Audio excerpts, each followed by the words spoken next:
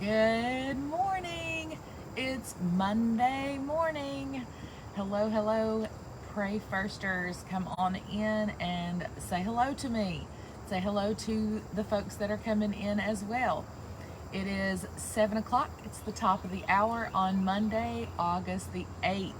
And I am super happy to be here with you. And I am super happy to be on my back porch. It's so mild this morning, and I'm so excited to be out here. Hey, Neil. Hey, Leanne. How are you guys? Are y'all having a great morning so far? Did you sleep well? Hey, Courtney. Hey, girl. Did you sleep well? I didn't sleep the best. I'm just going to be honest. I don't know if it was coffee too late or what. Hey, Donna. Did y'all sleep well? Hey, Bonnie. Good morning. Good morning.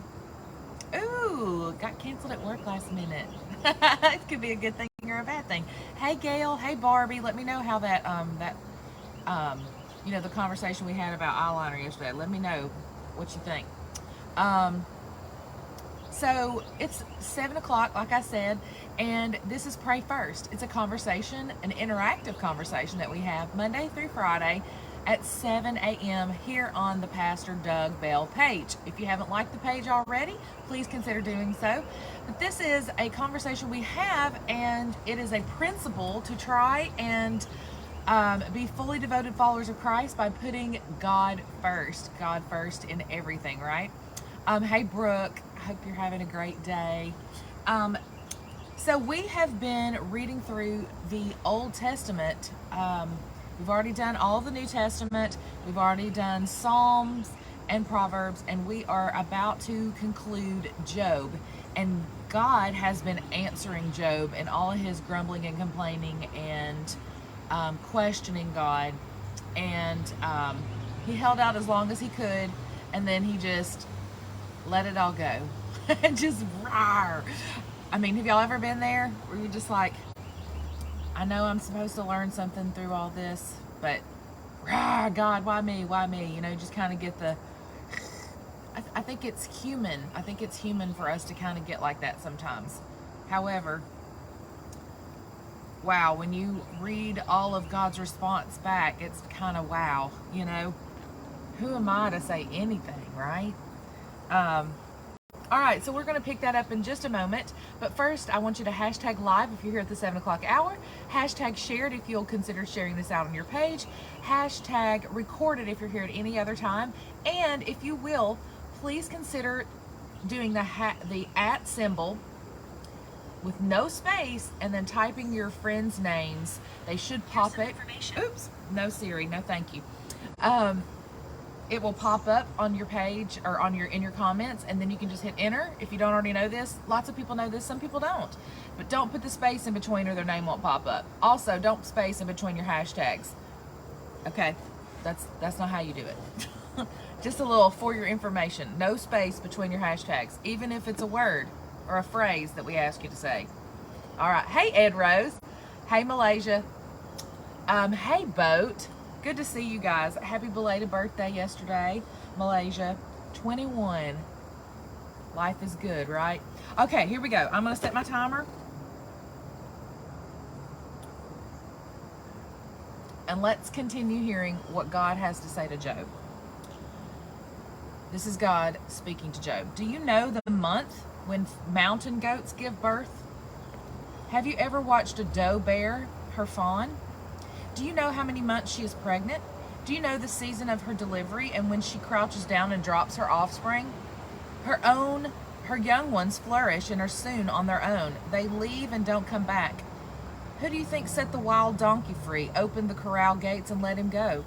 I gave him the whole wilderness to roam in, the rolling plains, the wide open places. He laughs at his city cousins who are harnessed and harried. He's oblivious to the cries of teamsters. He grazes freely through the hills, nibbling anything that's green. Will the wild buffalo condescend to serve you, volunteer to spend the night in your barn? Can you imagine hitching your plow to a buffalo and getting him to till your fields? He's hugely strong, yes, but could you trust him? Would you dare turn the job over to him? You wouldn't for a minute depend on him, would you? To do what you said when you said it. The ostrich flaps her wings futilely All those beautiful feathers, but useless. She lays her eggs on the hard ground, leaves them there in the dirt, exposed to the weather, not caring that they might get stepped on and cracked, or trampled by some wild animal. She's negligent with her young, as if they weren't even hers. She cares nothing about them. She wasn't created very smart, that's for sure. Wasn't given her share of good sense. But when she runs, oh, how she runs, laughing, leaving horse and rider in the dust. Are you the one who gave the horse his prowess and adorned him with a shimmering mane? Did you create him to prance proudly and strike terror with his royal snorts? He paws the ground fiercely, eager and spirited, then charges into the fray. He laughs at danger, fearless, doesn't shy away from the sword. The banging and clanging of quiver and lance doesn't faze him. He quivers with excitement, and at the trumpet blast races off at a gallop. At the sound of the trumpet he neighs mightily, smelling the excitement of battle from a long way off, catching the rolling thunder of the war cries. Was it through your know-how that the hawk learned learned to fly, soaring effortlessly on thermal updrafts? Did you command the eagle's flight and teach her to build her nest in the heights? Perfectly at home on the high cliff face, invulnerable on pinnacle and crag? From her perch, she searches for prey, spies it at a great distance. Her young gorge themselves on carrion. Wherever there's a roadkill, you'll see her circling. Chapter 40. God then confronted Job directly. Now, what do you have to say for yourself? Are you going to haul me, the mighty one, into court and press charges? That right there. Oh, wow. Job answered, I'm speechless, in awe. Words fail me. I should never have opened my mouth. I've talked too much, way too much. I'm ready to shut up and listen.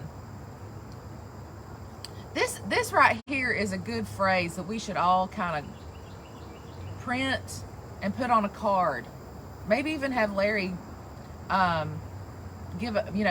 let's get him some and hand them out to us when we need them, because I need this one sometimes. Sometimes, like this right here, I've talked too much, way too much. I'm ready to shut up and listen. How many of y'all? Hashtag shut my mouth. God's second set of questions. I want straight answers. God addressed Job next from the eye of the storm, and this is what he said. I have some more answers for you, and I want straight answers. Do you presume to tell me what I'm doing wrong? Are you calling me a sinner so you can be a saint? Do you have an arm like my arm? Can you shout and thunder the way I can? Go ahead, show your stuff. Let's see what you're made of, what you can do. Unleash your outrage. Target the arrogant and lay them flat. Target the arrogant and bring them to their knees. Stop the wicked in their tracks. Make mincemeat of them. Dig a mass grave and dump them in it. Faceless corpses in an unmarked grave. I'll gladly step aside and hand things over to you. You can surely save yourself with no help from me. Look at the land beast, Behemoth. I created him as well as you, grazing on grass, docile as a cow. Just look at the strength of his back, the powerful muscles of his belly. His tail sways like a cedar in the wind.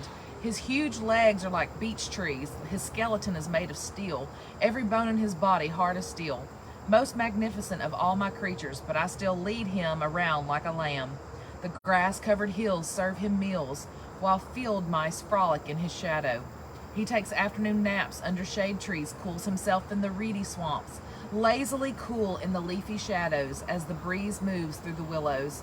And when the river rages, he doesn't budge, stolid and unperturbed, even when the Jordan goes wild. But you'd never want him for a pet. You'd never be able to housebreak him. Woo! Yes, Courtney, he still leads them. Chapter 41. Or can you pull in the sea beast, Leviathan, with a fly rod and stuff him in your creel? Can you lasso him with a rope or snag him with an anchor? Will he beg you over and over for mercy or flatter you with flowery speech? Will he apply for a job with you to run errands and serve you the rest of your life? Will you play with him as if he were a pet goldfish? Will you make him the mascot of the neighborhood children? Will you put him on display in the market and have shoppers haggle over the price? Could you shoot him full of arrows like a pincushion, or drive harpoons into his huge head? If you so much as lay a hand on him, you won't live to tell the story. What hope would you have with such a creature? Why, one look at him would do you in. If you can't hold your own against his glowering visage, how then do you expect to stand up to me? Who could confront me and get by with it? I'm in charge of all this. I run this universe. But I have more to say about Leviathan the sea beast. His enormous bulk, his beautiful shape. Who would even dream of piercing that tough skin or putting those jaws into bite and bridle? And who would dare knock at the door of his mouth, filled with row upon row of fierce teeth? His pride is invincible. Nothing can make a dent in that pride. Nothing can get through that proud skin, impervious to weapons and weather. The thickest and toughest of hides, impenetrable. He snorts and the world lights up with fire. He blinks and the dawn breaks. Comets pour out of his mouth. Fireworks arc and branch. Smoke erupts from his nostrils like steam from a boiling pot. He blows and fires blaze. Flames of fire stream from his mouth. All muscle he is, sheer and seamless muscle. To meet him is to dance with death, sinewy and lithe. There's not a soft spot in his entire body, as tough inside as out, rock hard and vulnerable. Even angels run for cover when he surfaces, cowering before his tail thrashing turbulence. Javelins bounce harmlessly off his hide. Harpoons ricochet wildly. Iron bars are so much straw to him, bronze weapons beneath notice. Arrows don't even make him blink. Bullets make no more impression than raindrops. A battle axe is nothing but a splinter of kindling. He treats a brandished harpoon as a joke. His belly is armor-plated, inexorable, unstoppable as a barge. He roils deep ocean the way you'd boil water. He whips the sea like you'd whip an egg into batter. With a luminous trail stretching out behind him, you might think ocean had grown a gray beard. There's nothing on this earth quite like him. Not an ounce of fear in that creature. He surveys all the high and mighty, king of the ocean, king of the deep. Job worships God. Chapter 42.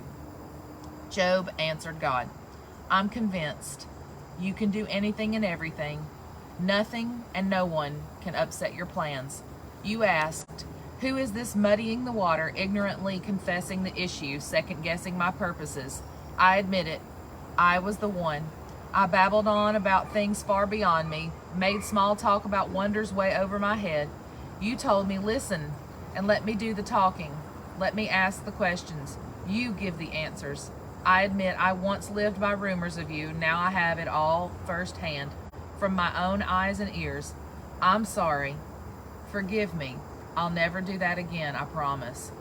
I'll never again live on crusts of hearsay, crumbs of rumor.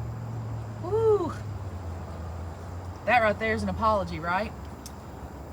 After God had finished addressing Job, he turned to Eliphaz, the Temanite, and said, I've had it with you and your two friends. I'm fed up. You haven't been honest either with me or about me, not the way my friend Job has. So here's what you must do. Take 7 bulls and 7 rams and go to my friend Job. Sacrifice a burnt offering on your own behalf.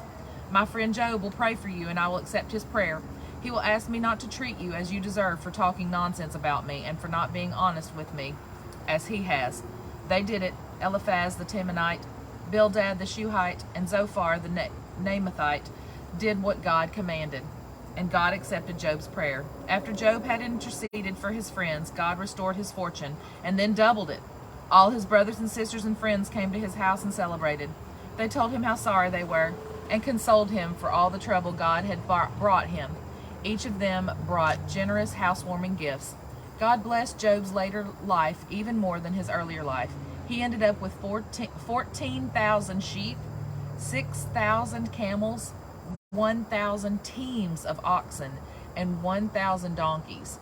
He also had 7 sons and 3 daughters. He named the first daughter Dove, the second Cinnamon, and the third Dark Eyes. There was not a woman in that country as beautiful as Job's daughters. I mean, with a name like Cinnamon and Dove and Dark Eyes, I mean, what's to expect? little teasing there. Their father treated them as equals with their brothers, providing the same inheritance. Job lived on another 140 years, living to see his children and grandchildren, 4 generations of them. Then he died, an old man, a full life. Now, that is the end of Job. And we will skip, so just skip Psalm and skip, I'm second guessing myself. Yep, skip Proverbs. So we're going to move on over. We're going to get to the juicy chapter. Nope, got to go to Ecclesiastes first. I thought we were going to Song of Solomon there for a second. Ecclesiastes. We will start there. Let me see how long this chapter is real quick. Yes, we will start Ecclesiastes. So, Michelle, if you're on there, Ecclesiastes chapter 1. We will start there. These are the words of the quester, David's son and king in Jerusalem. Smoke. Nothing but smoke. That's what the quester says. There's nothing to anything. It's all smoke. What's there to show for a lifetime of work? A lifetime of working your fingers to the bone. One generation goes its way, the next one arrives, but nothing changes. It's business as usual for old planet Earth. The sun comes up and the sun goes down, then does it again and again, the same old round. The wind blows south, the wind blows north, around and around and around it blows, blowing this way, then that, the whirling, erratic wind. All the rivers flow into the sea, but the sea never fills up.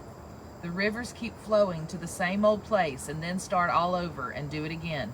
Everything's boring, utterly boring. No one can find any meaning in it. Boring to the eye, boring to the ear. What was will be again. What happened will happen again. There's nothing new on this earth. Year after year, it's the same old thing. Does someone call out, "Hey, this is new"? Don't get excited. It's the same old story. Nobody remembers what happened yesterday. And the things that will happen tomorrow, nobody will remember them either. Don't count on being remembered. Call me the quester. I've been king over Israel in Jerusalem. I looked most carefully into everything, searched out all that is done on this earth, and let me tell you, there's not much to write home about. God hasn't made it easy for us. I've seen it all, and it's nothing but smoke, and spitting in the wind. Life's a corkscrew that can't be straightened, a minus that won't add up. I said to myself, I know more, and I'm wiser than anyone before me in Jerusalem. I've stockpiled wisdom and knowledge. What I've finally concluded is that this so-called wisdom and knowledge and mindless and witless, nothing but spitting into the wind. Much learning earns you much trouble. The more you know, the more you hurt. Wow. All right, that's the end of chapter 1 of Ecclesiastes. If Pastor Dennis is here tomorrow, which he should be, I believe, we will start at Ecclesiastes chapter 2. Wow. Going back to Job. Time out. The reason why we skipped Psalms and Proverbs is because we've already read those. So if you didn't know that, but it's there on the YouTube page and on the Pray First page. If you haven't went and subscribed to that, you should do that.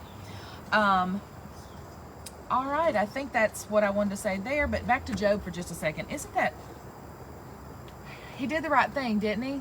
He just took responsibility for what he had done, apologized and asked for forgiveness, and then repented from it. He turned away from it, not to do it again. That's awesome, you know? I love the realness, the realness of that, because that's what we have to do. We have to just, take responsibility for the things that we're involved in, that we've done. You're at least 5% responsible for everything, right? So there's some part of it, maybe more than that, but you're at least that much. But I hope that you have a wonderful day today, and I'm going to pray us out of here, and let's make it a good day. I'm going to go have another cup of coffee in my Destiny Center cup. It's a great cup. It's really like my favorite cup. It's awesome. All right, Father, thank you so much for today. Thank you for your word. Thank you for forgiveness. Thank you that even when you have to kind of give us a little bit of a spanking, a talking to, reprimand, or whatever you want to call it, Lord, that you're not surprised by our words or our actions or anything like that, but you are full of grace and truth and love and forgiveness if we'll just ask for it. So let's help us to have our eyes wide open today for the blessings that you have for us to bestow on others, whether it's verbally or with our resources or our time or our talents, whatever it is, Lord. And Father, thank you so much for loving us in spite of ourselves. And Father, just a quick prayer for those that are going back to school today or tomorrow. Lord, I just ask that you would just protect them, that you would give the teachers wisdom, how to properly teach and impart the knowledge, and to know how to handle everything that's going to come their way, Lord. And Father, just let the kids have an amazing year this year. It's in Jesus' name we pray. Amen. Hashtag live, hashtag recorded, whichever one applies to you, and hashtag shared if you will consider sharing this out, and consider liking the Pastor Doug Bell page, that way you'll get all the notifications when he goes live or when we go live. All right, talk to you guys later. Love y'all.